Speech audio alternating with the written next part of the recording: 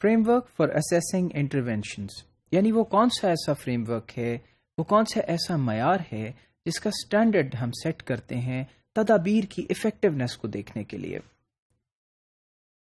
بہت سے اسکولز اور ہاؤس ہولڈ کیریکٹرسٹکس، یعنی گھروں کے اندر جو معاملات ہیں اور اس کے ساتھ ساتھ اسکول کے اندر جو معاملات ہیں، وہ اپنا رول پلے کرتے ہیں مثبت طور پہ یا منفی طور پہ ایجوکیشنل گولز کو اچیو کرنے میں۔ گھروں پہ جو انفلوئنسز ہیں اور اسکولس پہ جو انفلوئنسز ہیں can have an effect on whether students enroll in the first place, how well they learn, and if they stay in school۔ یعنی ان انفلوئنسز کی مد میں 3 ایسے ایلیمنٹس ہم دیکھتے ہیں کہ ایک تو کہ وہ پہلے انرول ہوتے ہیں یا نہیں، دوسرا انرول ہونے کے بعد وہ کیا سیکھتے ہیں، اور تیسرا کہ کیا وہ پھر اس کے بعد اپنی اسکولنگ جو ہے اسے کنٹینیو کرتے ہیں یا نہیں۔ بچوں کے ان نیٹ ٹیلنٹس، یعنی وہ ٹیلنٹس جو بائی برتھ ان کے اندر موجود ہیں، اور ان کے گھر کا environment in which learning takes place are also important determinants of educational achievement.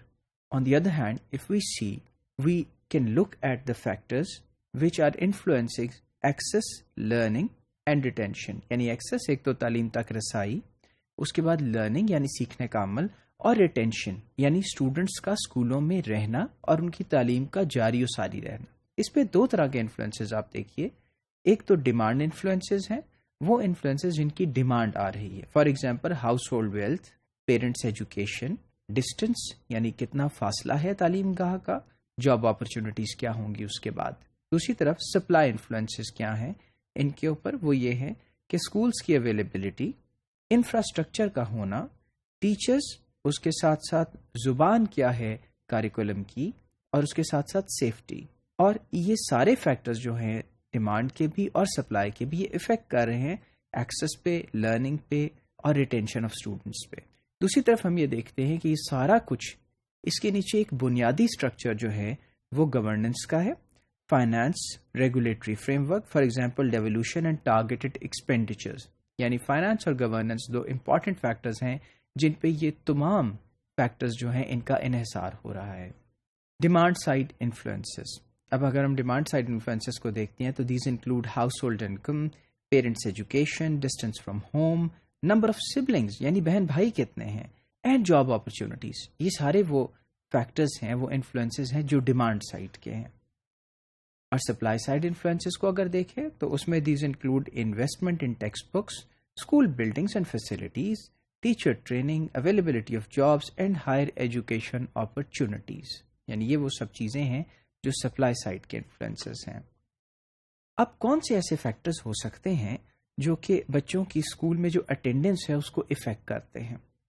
اب دیکھیے کہ پہلا ایک فیکٹر ہے their households can afford to send them to school, کیا ان کے گھرانے اس بات کو افورڈ کرتے ہیں کہ وہ ان کو تعلیم کے لیے بھیجیں؟ اس کے بعد schools are available close by and it is safe to travel there, کیا اسکول جو ہیں وہ قریب ہی موجود ہیں اور ان تک ٹریول کرنا جو ہے وہ سیف ہے؟ اور پھر پیرنٹس کا ویلیو دینا اس ایجوکیشن کو جو اسکول آفر کر رہے ہیں، یہ بھی ایک بہت امپورٹنٹ ڈٹرمنٹ ہے۔ اور بچوں کا اسکول میں رہنا یا ان کی تعلیم کا جاری رہنا کچھ باتوں پہ ڈپینڈ کرتا ہے۔ وہ باتیں یہ ہیں کہ number 1، high quality middle and secondary schools are accessible, یعنی اچھے معیار کے ہائر اور پھر اس کے بعد مڈل اسکول جو ہیں وہ اسیسیبل ہے، وہاں تک رسائی آسان ہے۔ Number 2، his or her parents can continue to afford the child's education، جو ماں باپ ہیں یا جو لوگ ان کے گارڈینس ہیں وہ افورڈ کر سکتے ہیں کہ ان کی تعلیم جو ہے وہ جاری رہے۔ Third, the school environment is satisfactory، جو اسکول کا ماحول ہے وہ سیٹسفیکٹری ہے، اس سے لوگ جو ہیں وہ مطمئن ہیں۔ اور پھر بہت امپورٹنٹ فیکٹر ایک یہ بھی ہے کہ جو اساتذہ ہیں وہ موجود ہیں یا نہیں ہیں۔